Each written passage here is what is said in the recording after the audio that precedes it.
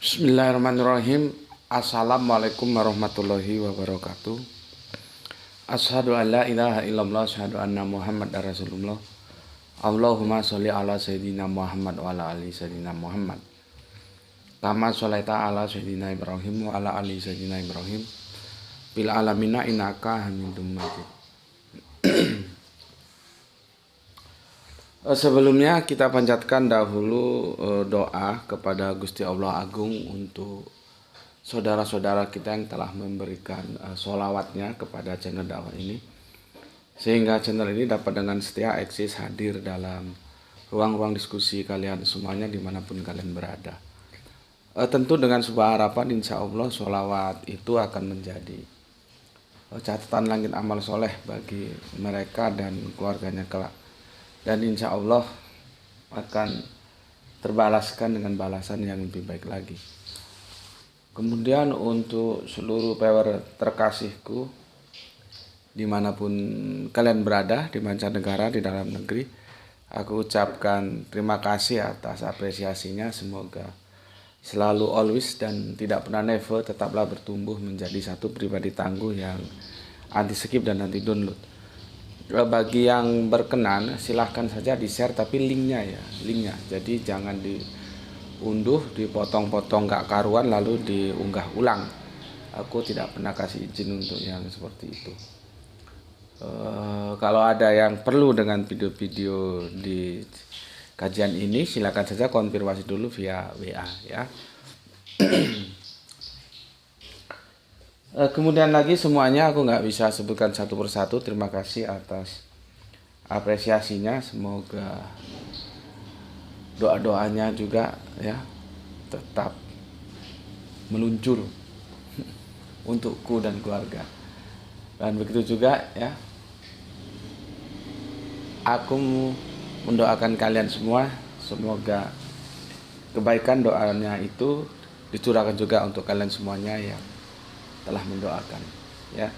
Jadi sesama saudara kita saling mendoakan dalam kebaikan, dari insya Allah doa kita bagian dari sekian banyak doa yang dikabulkan Gusti Allah Agung. Amin amin ya rabbal alamin. Oke, kita lanjutkan kajian kita yang suasananya masih libur ya, atau kata orang kantoran itu cuti bersama. Kalau gue orang embongan, bukan orang kantoran, jadi nggak ngerti yang itu-gituan. Cuti bersama. Kalau orang embongan tiap hari cuti gitu ya. Hari ini gue seharusnya puasa dan ini nggak puasa ya. Ada beberapa hal yang kenapa gue nggak puasa ya. Salah satu diantaranya ini kan mamanya Gerah itu kan nggak kerja ini, cuti bersama gitu. Jadi di rumah goreng-goreng aja ini kerjanya ya. Ada yang goreng weci atau apa, makanan-makanan gorengan itu, jadi menggoda sekali. Menggoda orang yang puasa. Jadi ini nggak puasa aku sekarang ya. Mungkin suaranya goreng-gorengan juga terrekod ya.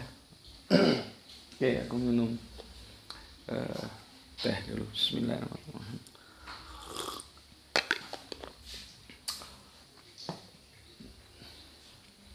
Nah iya, ada orang puasa kok goreng-goreng aja ya, menggoda itu. Gorengannya. Apalagi kalau dimakan sama lombok hijau, waduh.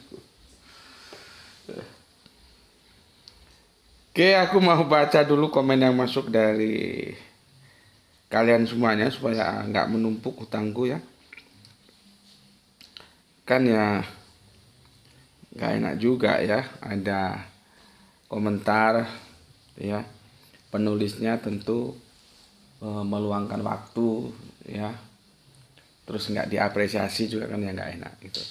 Jadi sedapat mungkin aku mengapresiasinya, kalaupun tidak itu mesti ada alasan tertentu ya. Dua ini ya, mulai ini semua tentang Natal, mulai sensus Kaisar Agustus itu ya, apakah terkait dengan Natal sama nanti apa nanti itu sensus, oh iya, sensus Kaisar Agustus apakah terkait dengan Natal, dan Natal adalah sinkretisme liturgi yang tidak berbasis Alkitab gitu ya. Aku baca dari Natal adalah sinkritisme liturgi yang tidak berbasis Alkitab ya. Dari sini dulu komennya aku baca supaya nggak numpuk-numpuk. Nanti numpuk-numpuk aku punya hutang kan, jadi tidak enak. Selalu menumpuk.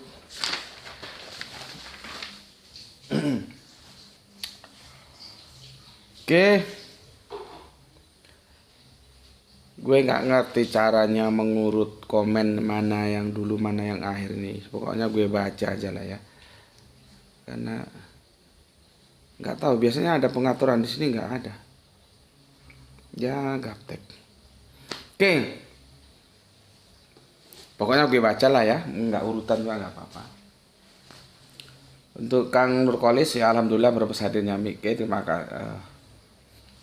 Salah ngomong, nyami nyimak ya, alhamdulillah berbes hadir nyimak. Salam Islam rasional guru. Oke, terima kasih untuk Kang Nurkolis. Kang Irfan, sebagian masyarakat Jawa memiliki tradisi membersihkan makam dan ziarah pada hari Jumat Kliwon ya. Itu artinya terjadi sinkritisme antara hari Jumat, Yaumul Jumat, yang itu disakralkan oleh Islam ya, disucikan, termasuk Id kan, di Idul Fitri, Idul Adha, Idul Jum'ah itu. Kliwon itu yang disucikan, disakralkan oleh tradisi Jawa. Nah ini kan yang berpikir mempunyai berpikir sebagai strategi dakwah ini ya para wali ya. Maka ya digabungkan saja Jumat Kliwon gitu ya, sehingga hari Jumat yang pasarannya Kliwon itu ya menjadi sesuatu yang istimewa, tetapi itu hanya berlaku bagi lokalitas Jawa ya. Kita bisa lihat begitu, di tempat-tempat lain nggak ada. Misalkan kita main ke Kalimantan ya, baik barat, timur ya, selatan, itu nggak ada gitu. Di Sumatera juga nggak ada. Itu kalaupun ada, itu orang Jawa yang membawa budayanya keluar dari Jawa gitu ya. Tapi originalnya itu di Jawa. Maka adanya itu di Jawa karena budayanya itu budaya Jawa. Maka ketika disinkritismekan ya tentunya hanya berlaku bagi orang Jawa gitu ya. Orang Jawa itu pun yang sepuh-sepuh sekarang, karena modernitas ini yang muda-muda ya sama aja Jumat apapun ada gitu. Karena memang itu sinkritisme ya. Jadi kalau ditanya ada nggak sandaran alkitabiahnya tentang Jumat Kliwon, ya ora ono.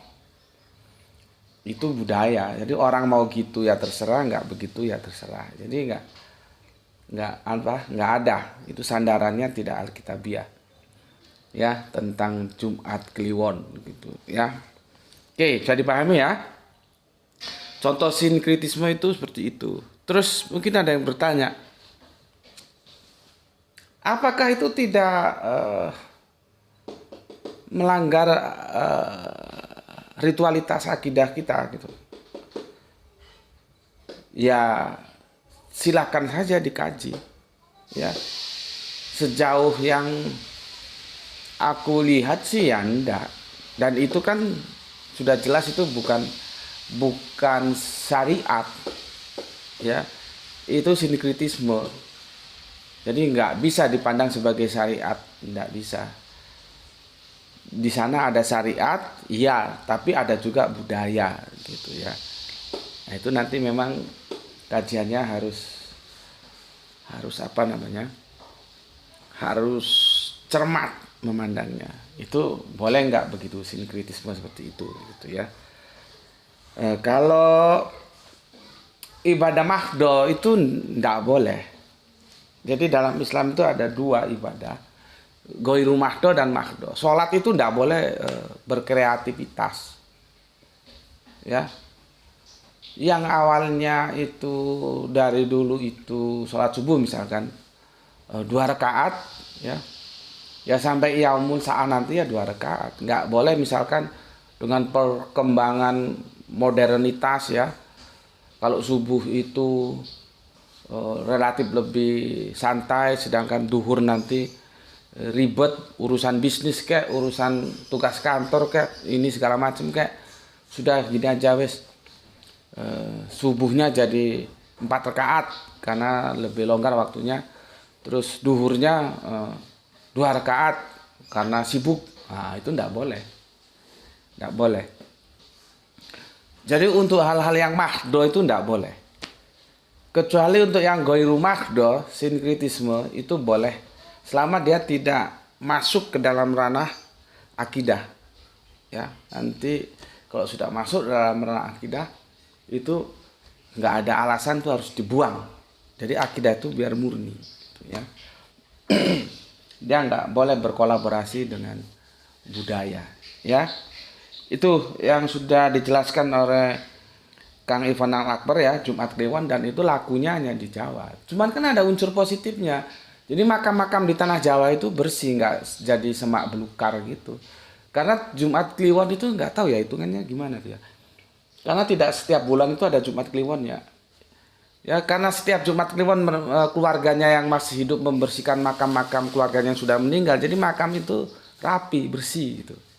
Ya ada positifnya juga. Jadi kalau gue lihat sih ini ya, bacaan gue ini apa ya, strateginya para wali dulu lah ya. Karena ketika para wali itu masuk ke tanah Jawa, kan tanah Jawa bukan ruang kosong ya. Di situ sudah ada kejawen ya, dan jangan lupa kejawen itu menyembah sesuatu yang tunggal loh ya. Kalau sesuatu itu kita sebut dengan alif lam lam ha atau YHWH ya. Tunggal mereka. Kan aku sudah jelaskan tentang Hong ya. Hong itu adalah alpha omega ya, yang Ho itu alpha, yang Ngo itu omega, digabungkan menjadi Hong ya. Kita sudah bahas itu ya, Hong wilaheng sekaring bawono langgeng. Ya, oke. Terima kasih untuk Kang Irfan ya. Terima kasih atas penjelasannya. Oh iya, kemarin kita memperingati ya Hari Besar 25 Desember sebagai Hari Mu'alaf Internasional, dan sebetulnya aku ini mungkin nanti ya kalau ada waktu, aku sebetulnya mau membahas jagoan kita ya, yang gaya bertidurnya asik, dan aku bilang dia itu keunggulannya dia cerdas dan sabar. Itu adalah Gervonta Tank Davis ya, yang kemarin bersahadat, alhamdulillah. Sebetulnya aku mau mengangkat itu karena lagi update ya, tapi ya nantilah kita lihat karena waktu juga ada nggak yang tersedia, juga kemampuan kalian untuk melihat berapa waktu yang tersedia. Kan selama ini kan dua-dua itu, ada yang aku unggah pagi nontonnya malam, aku unggah malam nontonnya pagi, jadi nampak sekali kalau kalian keteteran ya. Oke, apakah harus kembali 1 hari 1 gitu ya? Terima kasih Kang Irfan, kita lanjutkan. Gispati alhamdulillah hadir, salam isra Tuan Guru dan buat semua yang ngaji. Oke, terima kasih atas 3 merah hatinya ya, salam isra juga untuk yang di sana. Kemudian Pak Lurah kita izin nyimak Gus, salam isra, semoga memperoleh rezeki yang barokah dan kesehatan yang prima. Amin, amin untuk Pak Lurah Tangerang, Pak Iwan Tamin. Kemudian Gorem and Rukem. Assalamualaikum, waalaikumsalam. Harus tegar menghadapi kenyataan. Iyalah. Ngapain nggak tegar? Kenyataan tuh harus dihadapi. Kalau nggak tegar jadi kerupuk untuk apa? Jadi jangan seperti kerupuk kena air. Ya. Ngapain nggak tegar? Ya.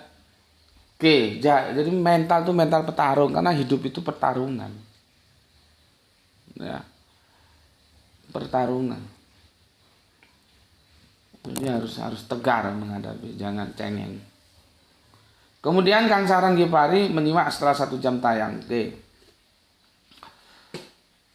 Kang Hermana, atur nuhun Kang ya. Salam Isra semuanya juga untuk yang di Bandung. Waalaikumsalam warahmatullahi wabarakatuh. Aki Beben, apa kabar Aki Beben ya? Natal berbasis dari tradisi pagan, iya. Natal itu pagan, ya. Mau dibantah? Kasih aja satu ayat di mana ada perintah atau Yesus atau para murid ya memperingati Natal dan itu tanggalnya 25 Desember. Ya, nggak ada, itu pagan. Itulah yang aku bilang sinkritisme. Ya, yang jadi masalah sinkritisme itu telah masuk ke dalam liturgi ibadah. Kalau di Islam khususnya Jawa yang Jumat Kliwon tadi itu tidak ada ibadah Jumat Kliwon tuh orang ono. Ya seperti itu tadi aja, menyambut dengan hal-hal yang positif ya, membersihkan makam, membaca Al-Quran ya. Itu cuman ya itu dulu prosesnya edukasi sih ya.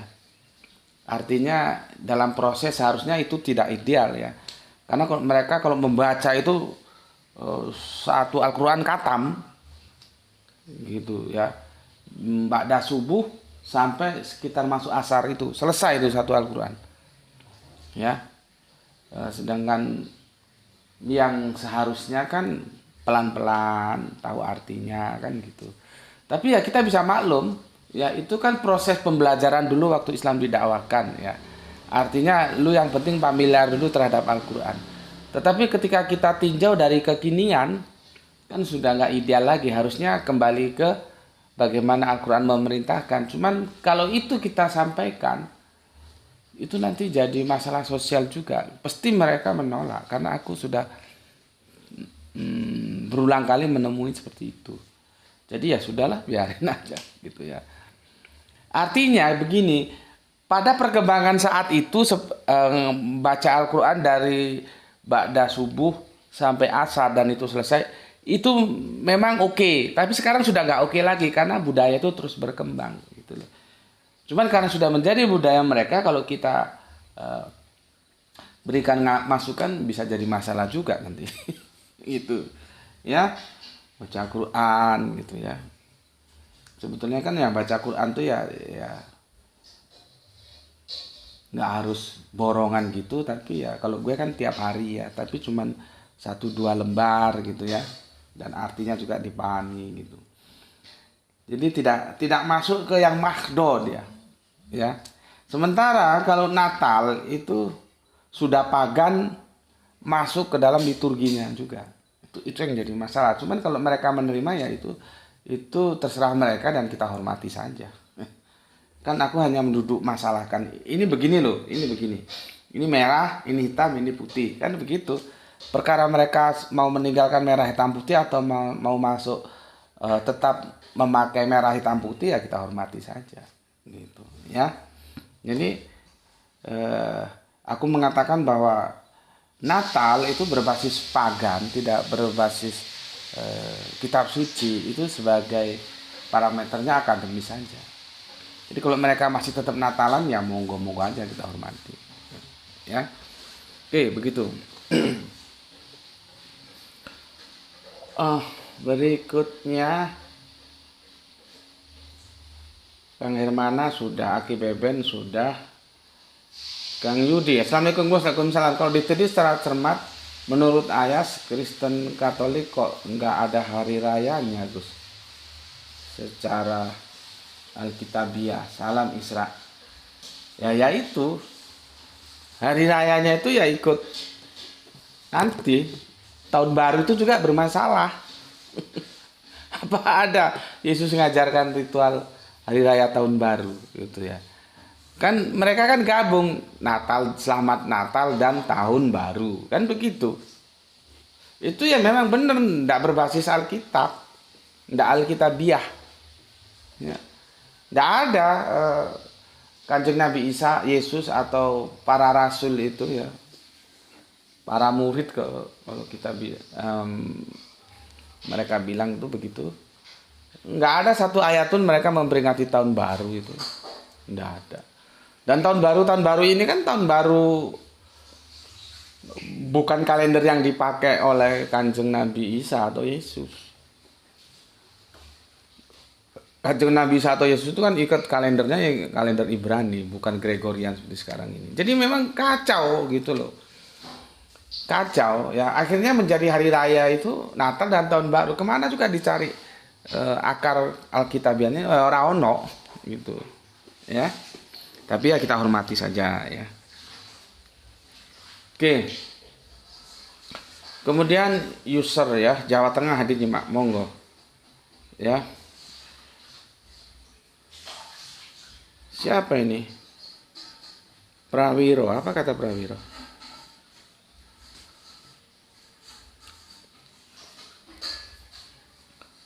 Mengapa para ulama jarang membicarakan ayat ini? Isa Al-Masih terkemuka di dunia akhirat. Quran surat Ali Imran ayat 45 ya. Sesungguhnya Allah menyampaikan kabar gembira kepadamu tentang sebuah kalimat ya darinya ya. Namanya Al-Masih, Isa putra Maryam. Seorang terkemuka di dunia dan di akhirat dan termasuk orang-orang yang didekatkan kepada Allah ya. Isa terkemuka di dunia ini benar. Berapa Alkitab yang dibaca orang? Nggak tahu gue, yang ditanyai apanya ini. Penulis James Campbell membuat daftar buku yang paling banyak dibaca di dunia. Ini mau menjelaskan buku atau menjelaskan lain kali disusun yang bagus lah ya. 2, tak ada sesuatu yang kebetulan. Tuhan punya cara menyatakan kehidupannya. Mungkin lain kali bisa disusun ya yang bagus. Kok larinya ke berapa 820 juta eksemplar, 800 juta itu. Terus kenapa rupanya? 1 miliar eksemplar, terus misalkan 1 triliun eksemplar, terus kenapa? Gitu deh. Kenapa rupanya? Gitu loh ya. Si Prawiro ini ya.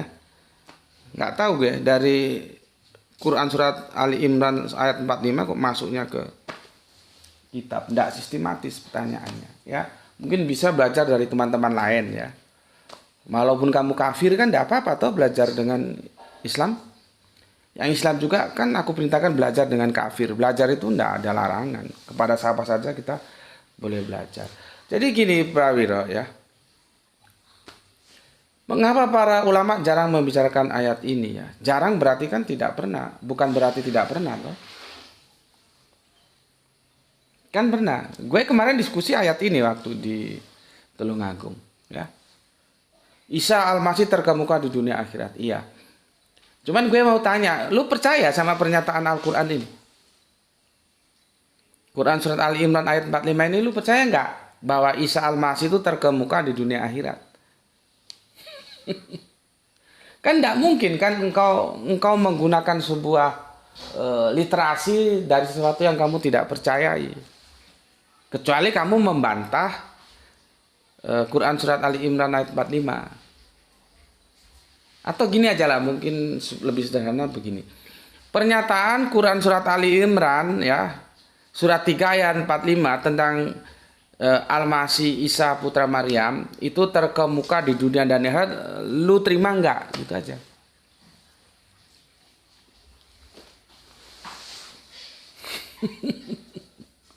Katanya fotokopi, katanya copy paste ya. Jadi yang nyolong Alkitab tenang-tenang saja, bahkan menuduh saudaranya copy paste kitabnya dia. Padahal dia nyolong. Satu bendel itu kitabnya Yahudi itu dicolong. Perjanjian lama itu kitabnya Yahudi loh. Bukan kitabnya orang Kristen itu. Kan dicolong jadi kalau kita bicara Bible ada 2 kumpulan kitab. 2 kumpulan perjanjian. Perjanjian lama, perjanjian baru. Baru nanti perjanjian terakhir. Gitu loh. Ya. Makanya ya jangan terlalu gampang menyerang Al-Quran ya. Makanya gue tanya, apa yang dinyatakan Al-Quran ini ya terkait Isa Al-Masih terkemuka dunia akhirat, lu terima atau tidak informasi itu? Itu yang pertama. Yang kedua, itu bukan Yesus loh ya, Al-Masih, lu terima nggak? Ya jelas itu Al-Masih Isa, bukan Al-Masih Yesus. Lalu terima nggak? Kalau lu tolak Yesus bukan Isa, ya lu nggak boleh ngomong ini dong. Kan aneh. Itu namanya kerangka berpikir yang sistematis begitu. Makanya kan gue bilang, kalau memang Yesus itu memang benar-benar bukan Isa, maka tidak perlu ada comparative religion seperti yang aku geluti sekarang ini. Tidak perlu ada diskusi-diskusi lintas iman, tidak perlu.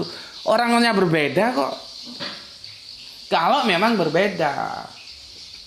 Gitu loh ya. Jadi nggak langsung gue jawab ini sih bukan sesuatu yang sulit. Di video itu kan sudah ada jawabannya yang diskusi dengan Pak Tuan di Tulungagung itu ya. Jadi kalau bilang mengapa para ulama jarang membicarakan ayat ini ya, jarang kan bukan berarti tidak pernah. Kan tidak semua ayat juga harus selalu dibaca-baca terus. Sama dengan pendeta-pendeta juga begitu kan. Dia punya ayat-ayat favorit kalau ngisi khotbah. Tidak semua ayat selalu dia baca. Sama aja sebetulnya. Makanya kritik itu digunakan dua loh seharusnya. Jangan kritik keluar saja tapi ke dalam nggak mengkritik gitu loh. Ya objektif itu berani mengkritik, berani dikritik, berani keluar, berani ke dalam gitu loh ya. Seperti ini dia kan mengkritik ya. Mengapa para ulama jarang membicarakan ayat ini ya? Ya. Pertanyaannya, mengapa para pengkhotbah, para pendeta juga jarang membicarakan ayat ini ya? Nanti tinggal kita lihat ayat yang mana yang jarang dibaca oleh para pendeta atau para pengkhotbah itu kan nggak semuanya itu dibaca, ada sekian ribu ayat itu.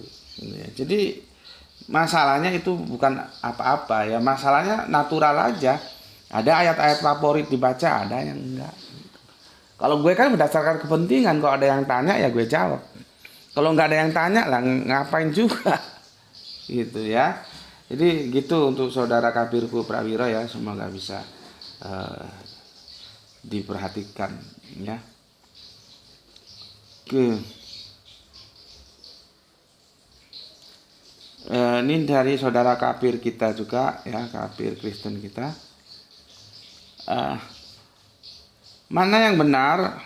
Nih, menurut Al-Quran tentang kelahiran Isa, Quran surat Maryam ayat 17 versus Quran surat Ali Imran ayat 45. Harusnya kamu sertakan. Ya, gini caranya begini. Quran surat Maryam ayat 17, tampilkan ayatnya. Seperti kalau aku mengurai itu loh, ya.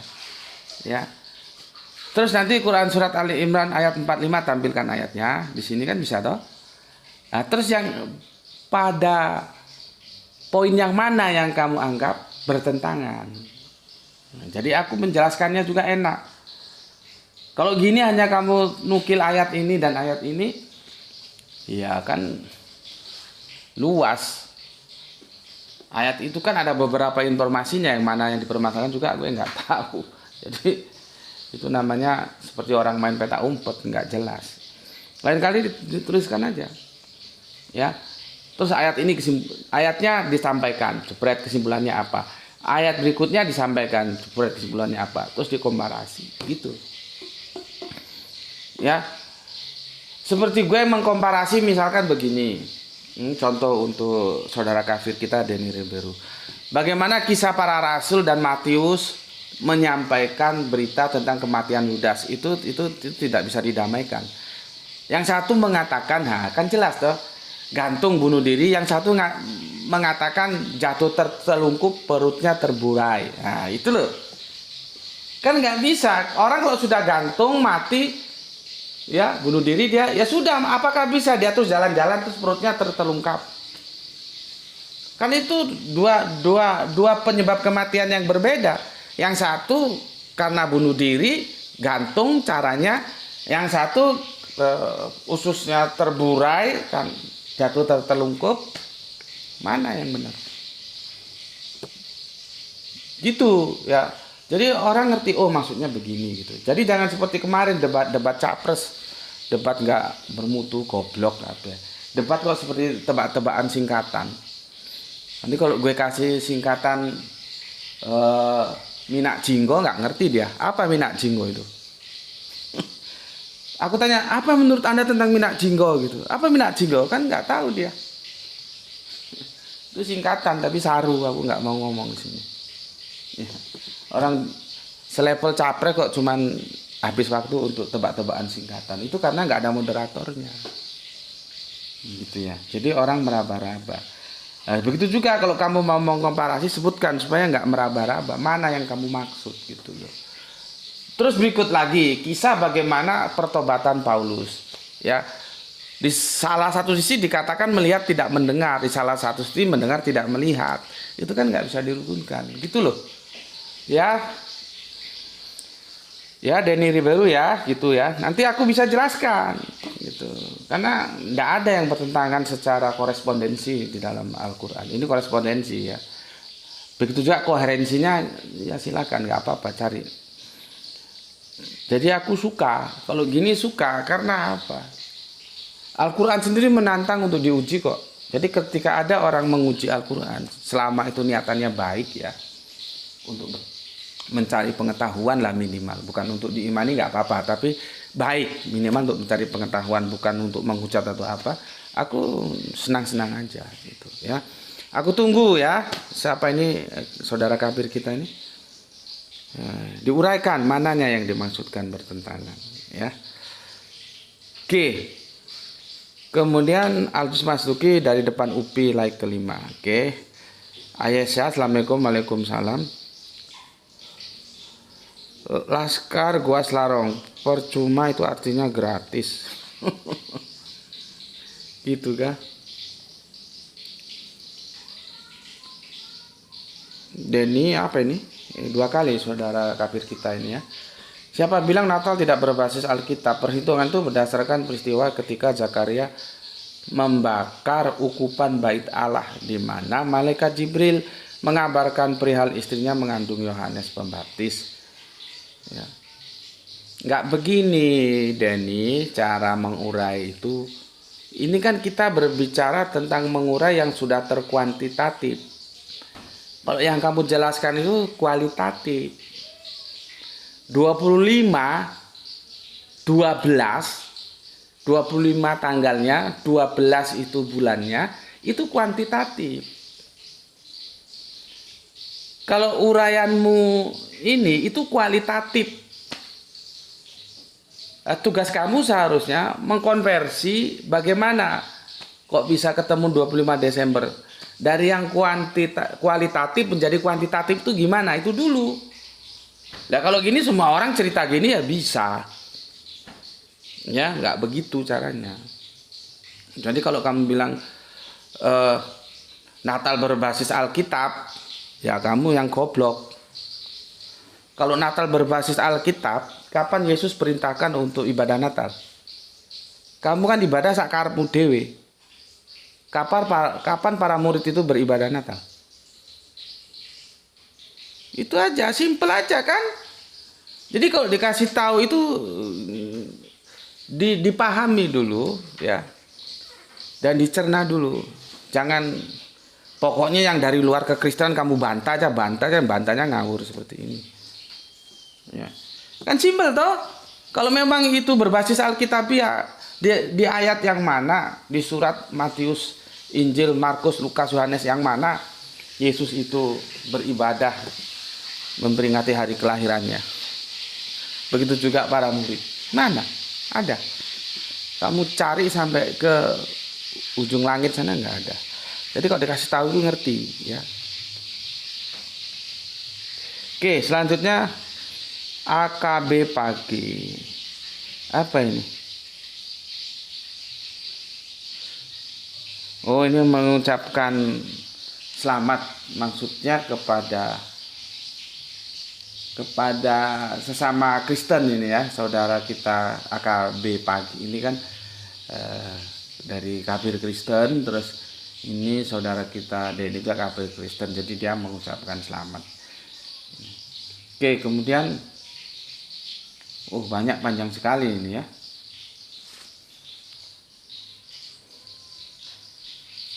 Aku nggak baca lah ya, yang menjawabnya itu aku baca yang awal-awal aja. Abdul Muluk. Assalamualaikum, waalaikumsalam. Dari Sedang Jendemak, Gus. Ini bapak kita, Bapak Abdul Muluk.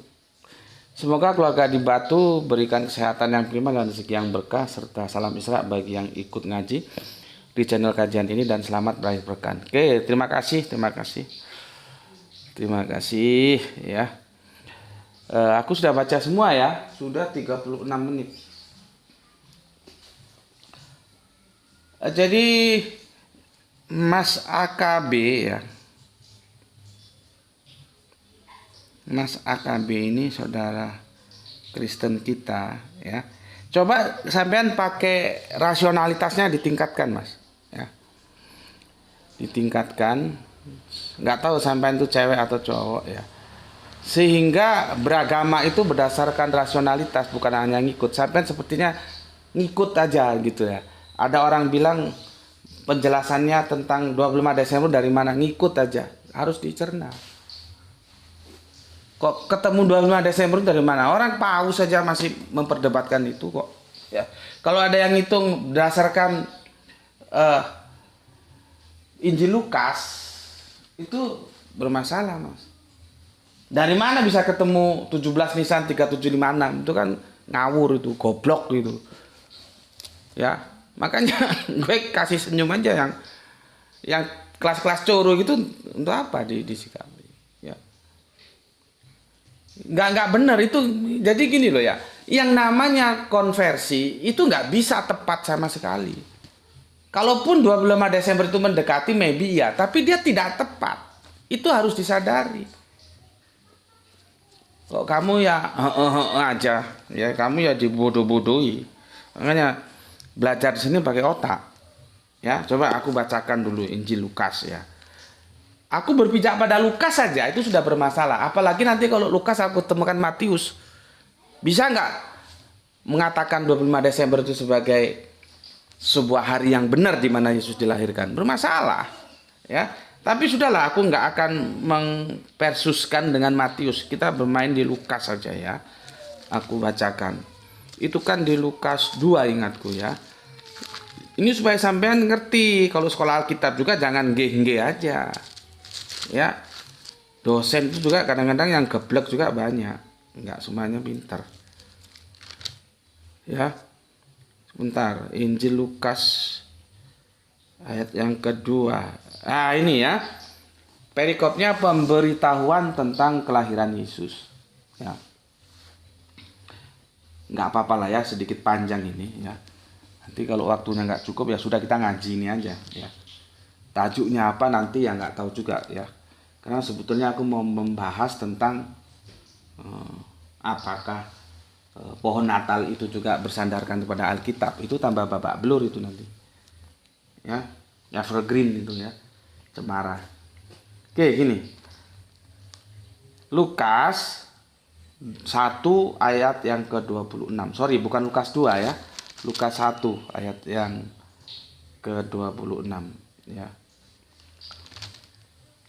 Jadi ini masih hamil ya. Kalau Lukas 2 itu kelahiran. Ini aku baca gini ya. Dalam bulan yang ke-6, nah, di sini aja sudah repot. Bagaimana kita memahami bulan ke-6? Kita harus tahu bulan-bulan yang dipakai Ibrani. Karena jelas nggak pakai Gregorian Januari, Februari, Maret, jelas enggak.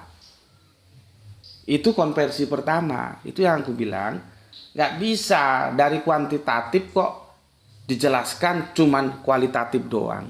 Proses dari kualitatif ke kuantitatif itu harus tahu. Dulu ya. Bagaimana caranya menemukan 17 Nisa 3756 itu harus clear dulu. Kok tiba-tiba itu dijadikan patokan? Goblok gue. Gue nggak tahu, nggak urusan. Mau itu profesor, doktor manapun yang dikutip, ayo berhadapan dengan gue. Jadi ini akal-akalan. Ngitungnya bukan dari hulu tapi dari hilir mundur ke hulu. 25 Desember ditarik mundur ke belakang, jadi supaya pas gitu loh. Itu cocokologi. Nggak dari belakang maju ke depan ketemunya 25 Desember. Sekarang gue tanya, 17 Nisan 375 itu dari mana? Dari Hong Kong. Ada Lukas ngomong ya 17 Nisa 3756 ada di sini. Lukas ngomong nggak ada. Berarti kan konversi. Yang namanya konversi itu nggak bisa pas, bener-bener nggak. Ya, ini saudara kita sapa tadi supaya tahu. Ya. Sekarang bagaimana kita memahami dalam bulan yang ke-6? Pertama, kamu harus tahu bulan-bulan Ibrani itu apa saja. Salah satunya kan yang disebut itu kalau di sini Nisan. Nisan itu bulan keberapa? Ya. Sekarang bagaimana kita memahami bulan yang ke-6 itu aja dulu. Bulan yang ke-6 itu bukan berarti bulan 6. Kalau bulan 6 itu Juni, tapi kalau bulan ke-6 dilihat dulu startingnya di mana. Kalau startingnya di Maret, bulan ke-6 berarti Agustus. Ini jelas. Kalau kamu bilang ini terjemahannya salah, ya itu urusanmu sama LAI. Karena dia jelas mengatakan dalam bulan yang ke-6, maka ini tidak bisa dipahami bulan 6. Bulan yang ke-6 starting pointnya kapan? Nggak tahu. Ini aja sudah bermasalah. Kalau starting pointnya misalkan kita bawa ke Gregorian ya, Maret berarti itu maksudnya bulan Agustus. Karena Maret, April, Mei, Juni, Juli, Agustus gitu. Ya. Ngerti kamu? Jadi kalau ada orang kasih data kamu itu kamu perhatikan supaya kamu nggak jadi korban kegoblokannya. Ya. Ini panjang ya, sedangkan aku masih berbagi waktu, gini aja lah ya. Kalaupun itu kita abaikanlah perdebatan tentang bulan yang ke-6 itu ya, yang malaikat itu datang menemui Bunda Maria itu ya. Oke lah, perdebatan itu kita abaikan saja ya. Apakah bulan yang ke-6, bulan 6 atau bulan urutan yang ke-6 itu kita abaikan ya. Tapi lihat di sini. Dari Injil Lukas ayat 1 pasal yang ke-31 ya, disebutkan, sesungguhnya engkau masih akan mengandung, bukan sudah mengandung saat itu. Terus ini mau dijadikan pijakan untuk menghitung kehamilan. Terus setelah 9 bulan 10 hari lahir kan Nabi Isa atau Yesus. Goblok orang gue. Tahu nggak di sini akan future, belum hamil. Hamilnya kapan? Nggak tahu kita. Tapi informasi itu diterima pada bulan yang ke-6. Allah mengutus Gabriel.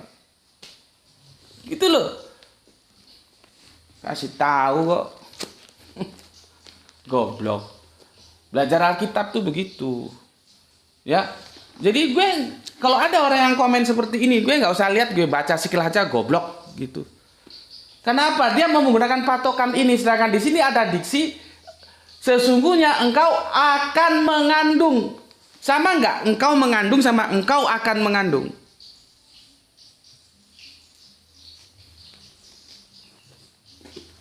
Beda. Mengandungnya kapan? Wallahu alam, enggak tahu. Apa bulan yang ke-7-nya, bulan yang ke-6 enggak tahu. Jadi bulan ke-6 itu, terlepas ke-6 itu bulan 6 atau bulan yang keberapa tergantung starting point-nya. Itu masih sebatas informasi berita. Maka disebutlah akan mengandung. Itulah hebatnya Al-Quran. Al-Quran itu kata kerjanya, itu ada domirnya. Sorry. Ada keterangan waktunya maksud gue.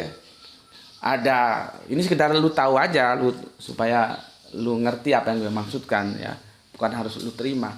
Ada mudore, ya. Ada madi. Mudore itu akan. Madi itu telah. Kun fayakun. Dan gue juga harus katakan juga dengan jujur, Depak pun menerjemahkan kun payakun salah. Kurang clear apa gue?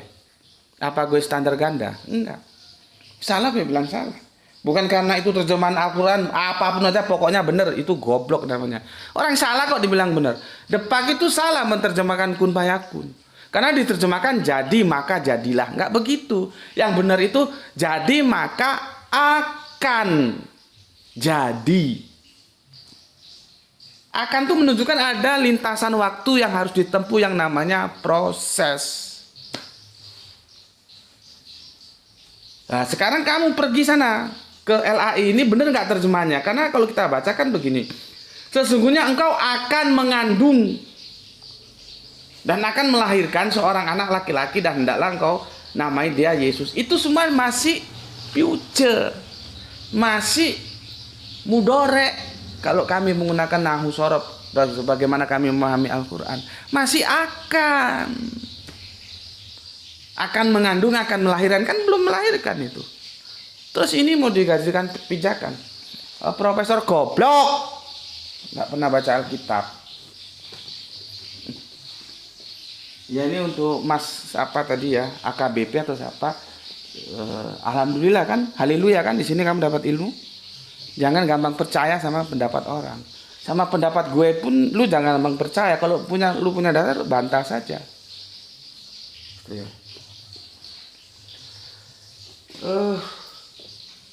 Sudah 46 membaca komen kalian ya, 46 menit ya. Terus aku bacakan yang kedua dari Sensus Kaisar ya. Ini tadi komentar dari Natal adalah sinkretisme liturgi ya, yang tidak berbahasa Alkitab. Itu udah aku baca. Sekarang yang dari Sensus Kaisar Agustus, apakah terkait dengan Natal itu ya. Biar nggak punya utang aku. Bismillah.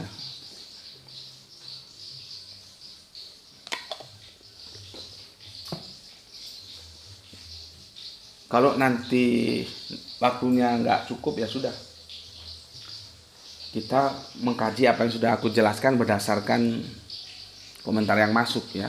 Sebetulnya nggak ke situ tadi, tapi jadinya ke situ. Ya itulah. Kadang-kadang yang sudah kita rencanakan berubah. Aku tadi mau mengkaji bukan itu. Nah. Oke. Ini kembali lagi teman kafir kita ya, Denny Ribeiro ya. Gak terima arek iki. Nggak terima dia ya, gitulah, dikasih cara pandang yang benar nggak terima karena selama ini dia sudah dijejeli dogma. Jadi dengan cara apapun dia berusaha membantah. Nah, kalau orang seperti itu sebetulnya nggak usah diraukan ya, biarin aja, karena dikasih tahu nggak dikasih tahu itu ya lidahnya dijulurkan gitu ya. Seperti ini dia nggak terima. Kelahiran Yesus Kristus dihubungkan dengan Kaisar Agustus bla bla bla bla bla. Oke lah, gue nggak sudah baca, gue tahu sudah maksudnya. Gue tanya, itu kan berdasarkan apa yang ditulis oleh Lukas. Lukas juga begitu, terlepas itu salah atau benar gue nggak kritisi lah ya. Itu laporannya Pak Lukas ketika dia mengarang Injilnya. Nanti laporannya Pak Matius dalam Injil karangannya beda lagi. Dia nggak menyinggung satu nama pun Kaisar, baik itu Kaisar Agustus. Justru yang dia bawa adalah Herodes.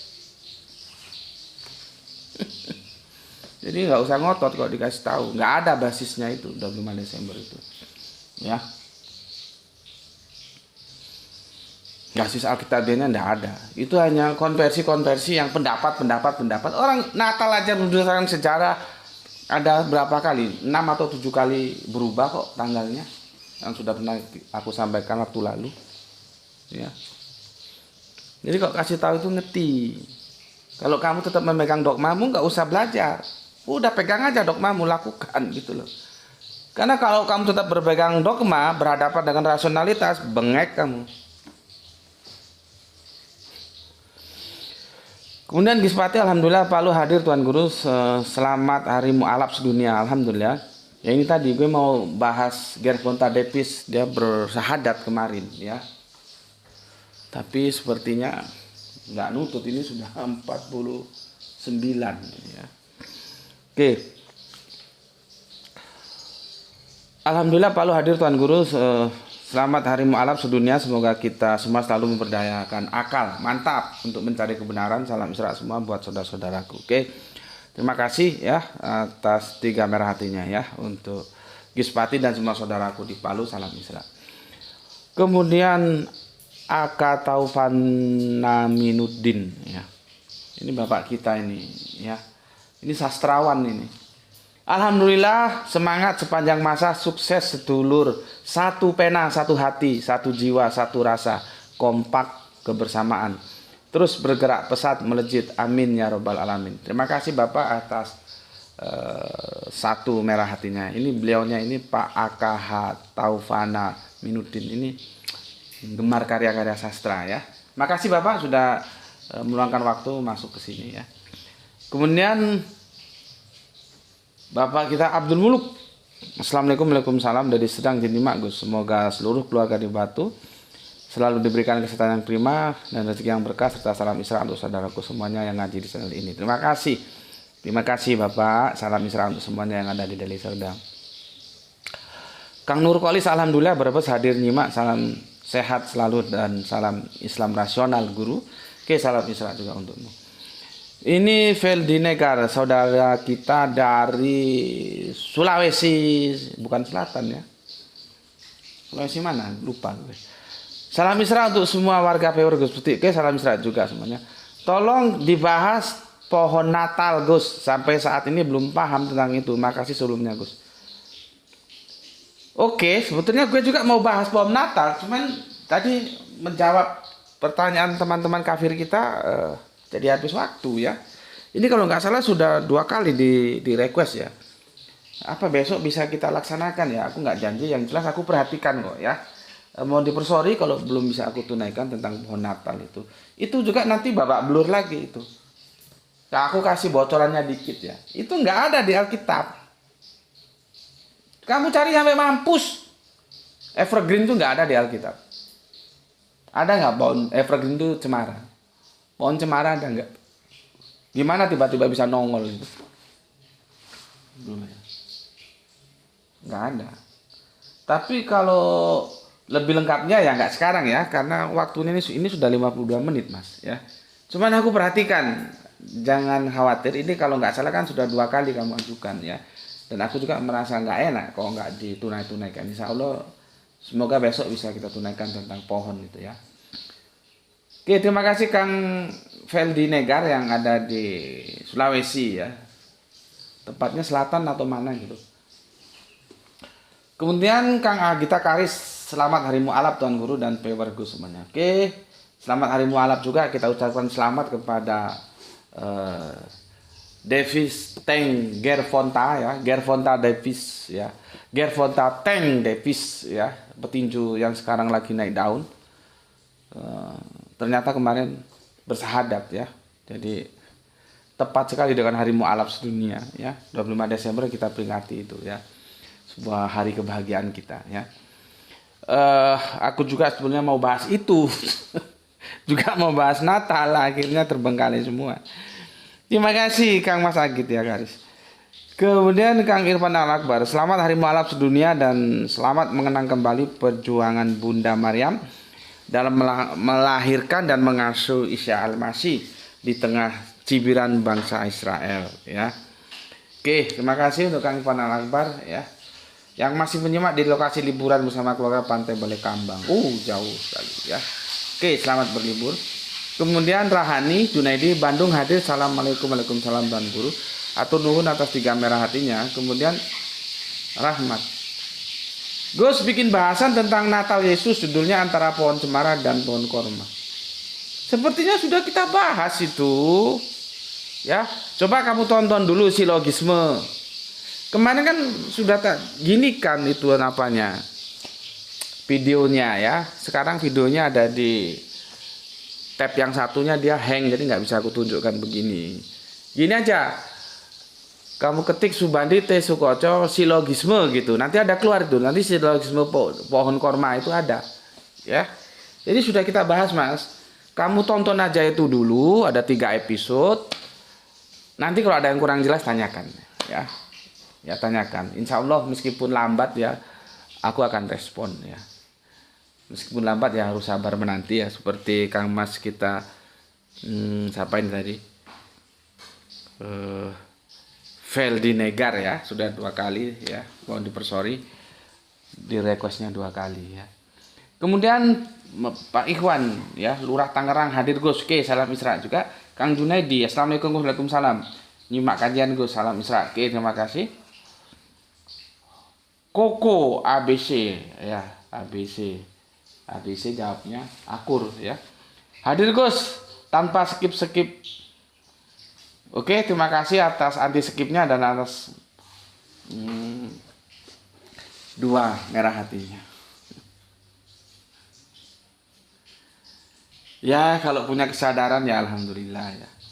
Karena 2 bulan ini ya YouTube tidak memberikan kontribusi iklan. Nggak tahu apakah karena banyak di-download videonya atau banyak di-skip. Nggak tahu lah ya. Sudah viewernya tidak mencapai 1000, di-download lagi, di-skip lagi, akhirnya ya blong. Cuman ya enggak apa-apa lah ya. Semoga bisa berakhir. Anggap saja itu sebuah romantika perjuangan ya. Yang penting dakwanya dulu. Ya, semoga nanti Allah ganti rezeki lewat jalan yang lain ya. Maybe lewat apa saja gitu ya. Jadi terima kasih Kang Mas Koko kalau tidak men-skip ya. Oke, selanjutnya soleha kita Aisyah. Assalamualaikum. Nyimak sambil nyantai menikmati liburan. Waalaikumsalam. Kita lanjutkan Kang Saran Gipari baru nyimak asar. Wow, lihat ini kan. Kajiannya pagi dia baru sempat nyimak asar. Berarti kan kata orang Jawa opo pan, kepontal-pontal itu pan. Irfan biar jelasin. Kepontal-pontal. Antara kecepatanku memproduksi video-video kajian dengan kecepatan kalian membaca nggak seimbang. Kalau 1 hari 1 video, gimana ya? Ya enggak tahu lah, nanti dipikirkan. Kemudian Lia Pelitawati ya, alhamdulillah nggak tahu Lia dari mana ini ya.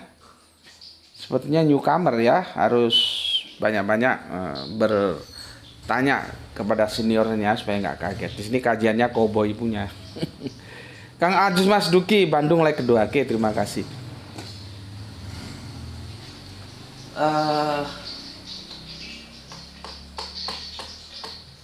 Gimana ya?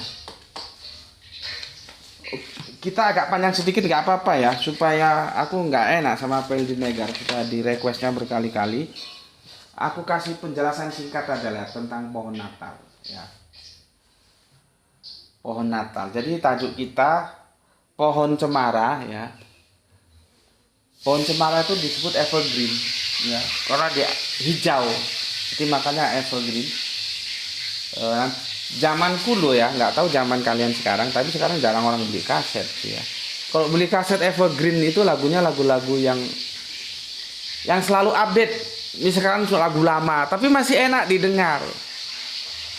Itu bahasa sastra, evergreen, selalu hijau, selalu enak didengar gitu lah ya.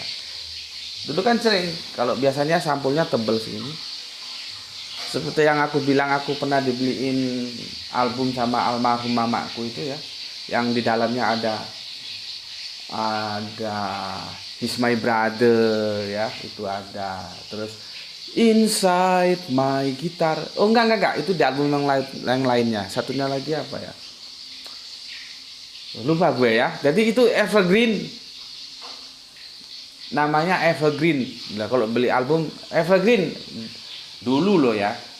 Kan kaset tuh ditumpuk-tumpuk gitu, kita tinggal lihat mana yang evergreen. Nah, itu mesti lagu-lagu lama yang selalu update, selalu enak didengar, tidak lekang oleh waktu gitulah ya.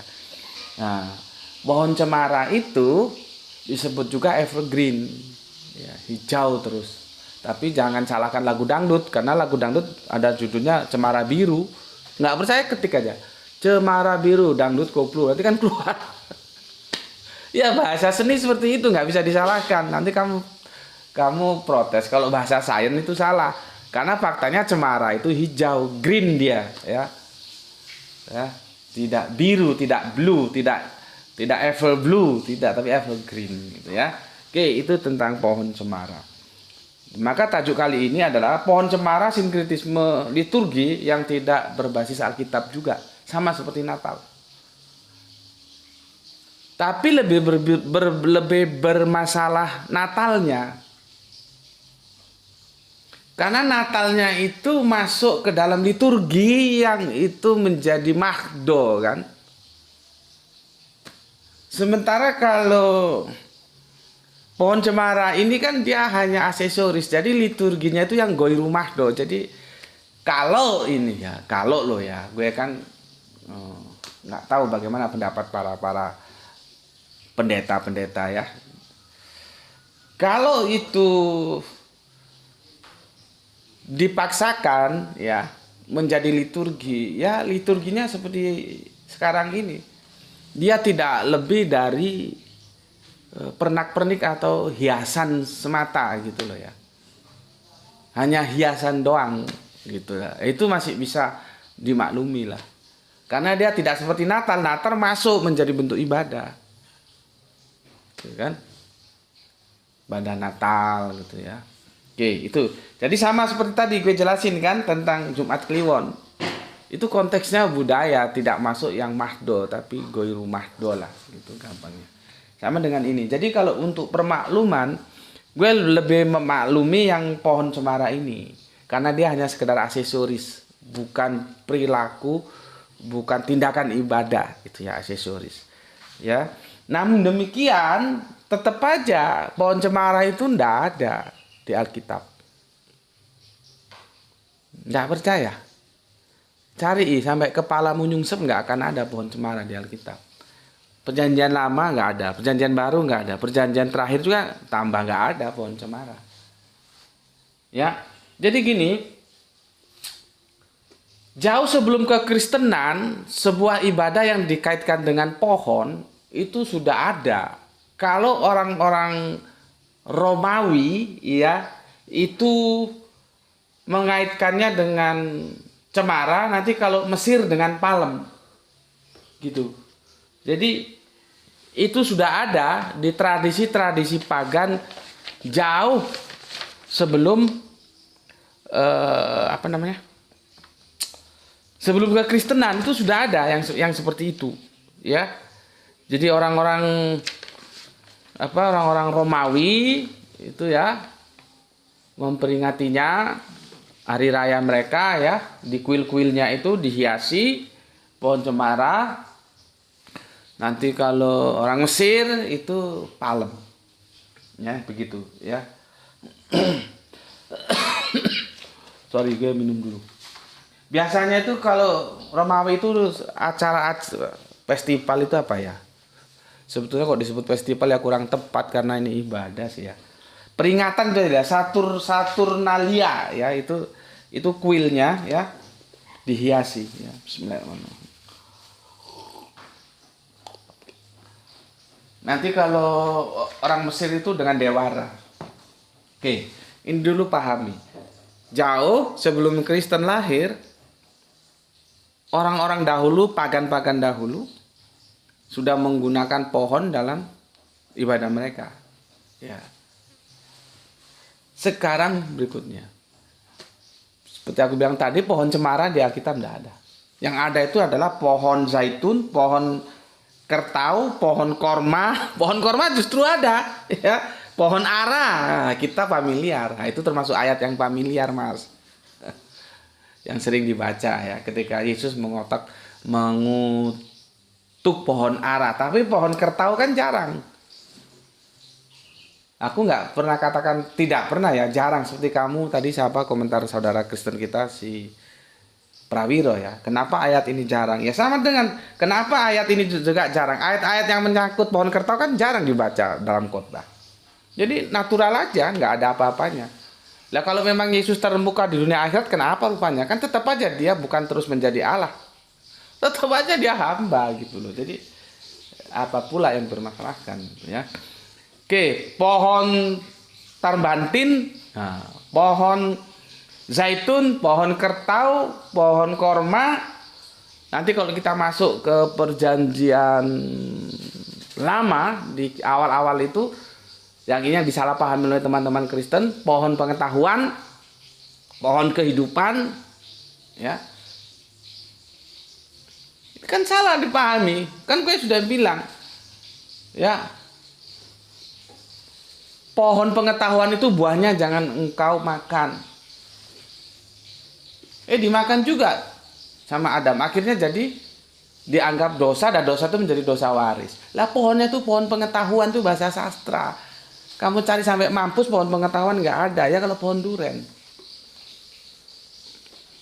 Nggak ada. Jadi dosa-dosa itu adalah yang waris-mewaris itu gagasan dari Paulus ketika dia membangun soteriologi salib. Itu loh. Ya. Orang itu metafora kok dipahami harafiah ya. Artinya dosanya itu dosa metafora, artinya ya kagak ada. Dosa waris itu kagak ada. Oke. Itu dari jenis beberapa pohon yang ada di Alkitab ya. Itu bisa gue pertanggungjawabkan. Gue urut ya, takut keliru. 1, pohon pengetahuan, pohon kehidupan. Ya, itu dimulai kitab Kejadian ya. Pohon ara ya, pohon ara di Kejadian juga ada, nanti terus di Injil ada ya. Yesus mengotok pohon ara. Pohon terbantin, pohon zaitun, pohon kertau, pohon korma, paling tidak 7. Pohon cemara sampai mampus itu nggak ada, karena itu pagan. Gitu, itu pagan. Disinkritisme dengan Natal, budaya masuk ke dalam agama gitu loh. Ini nggak berbasis Alkitab. Sama seperti Jumat Kliwon itu nggak berbasis Al-Quran itu. Nggak ada di Al-Quran, cari sampai mampus, di hadis pun nggak ada. Tetapi kan itu masih bisa ditoleran karena dia tidak termasuk makhdo. Dia goiru makhdo, dan adanya pun di tanah Jawa, karena Kliwon itu budaya Jawa. Kamu cari di Sumatera nggak ono Jumat Kliwon itu. Kenapa masih bisa diteroris? Karena dia tidak mengganggu akidah, tidak merusak akidah. Ini kalau teman-teman Kristen mungkin agak sulit mendengar penjelasanku ya, karena mereka nggak tahu bahwa ibadah itu ada mahdo, goiru mahdo, itu nggak tahu. Ya paling tidak aku sudah sampaikan lah ya, nanti kalau kurang jelas ya tanya sama yang ngerti ya. Mungkin di sekitar rumahmu ada saudara atau teman Islammu yang ngerti, jelas dong ya. Makanya aku bilang tadi, ketika ritual Natal masuk menjadi ritual ibadah itu jauh lebih bermasalah dibanding dengan pohon cemara. Meskipun sama-sama tidak berbasis Alkitab, karena tidak ada satupun penjelasan tentang pohon cemara di Alkitab. Bahkan pohon itu merupakan sebuah pohon yang digunakan dalam liturgi-liturgi pagan, khususnya Romawi. Jadi kuil-kuilnya dihiasi itu. Ya. Tapi apakah budaya mensinkritismekan antara pagan dan Kristen itu, khususnya terkait dengan evergreen, itu ada dari Romawi? Enggak juga ternyata. Itu dari Jerman. Ya. Itu dari Jerman. Nanti yang menjadi masalah, karena ini sejarah ya, sejarah. Jadi mau didebat juga nggak ada masalah orang sejarah kok. Sejarah itu nanti ada sumber baru juga, silakan saja ya. Nanti yang jadi perdebatan itu si Martin Luther. Ada yang mengatakan Martin Luther yang pertama kali menggagas membawa pohon cemara itu masuk ke dalam rumah menjadi hiasan Natal. Itu satu informasi begitu. Ada lagi yang begini, oh enggak, dibawa masuknya masuk ke rumah-rumah untuk menghiasi gitu ya. Pohon cemara sebagai pohon Natal itu terjadi secara budaya. Artinya mereka dengan sendirinya masyarakat satu melakukan itu.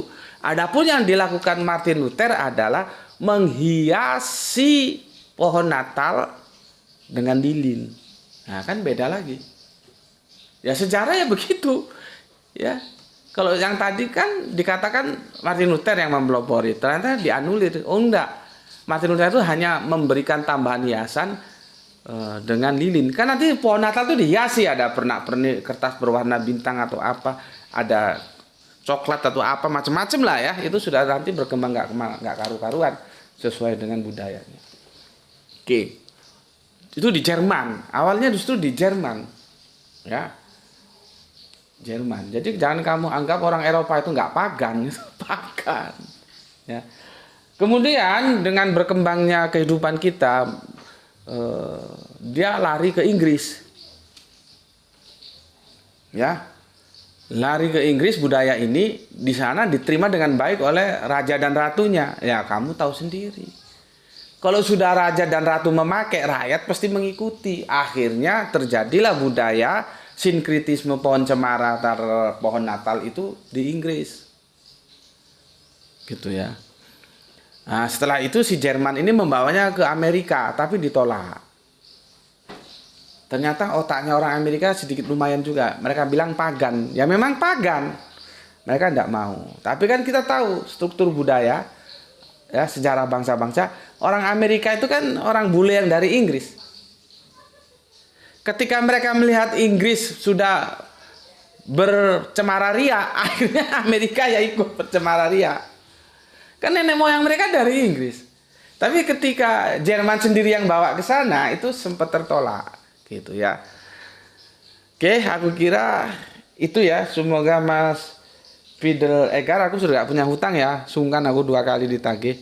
Terus Mas tadinya tentang pohon kurma, coba searching lah. Lihat ada 3 seri itu tentang pohon kurma. Nanti kamu tonton dulu. Kalau ada yang kurang jelas silahkan tanyakan ya. Oke. Di situ dulu ya Kang Mas nggih, Edwin Negar, dan untuk semuanya mohon dipersori kalau panjang ini 1 jam 11 menit. Bayangkan, padahal yang ideal itu yang banyak iklannya cuma 15 menit.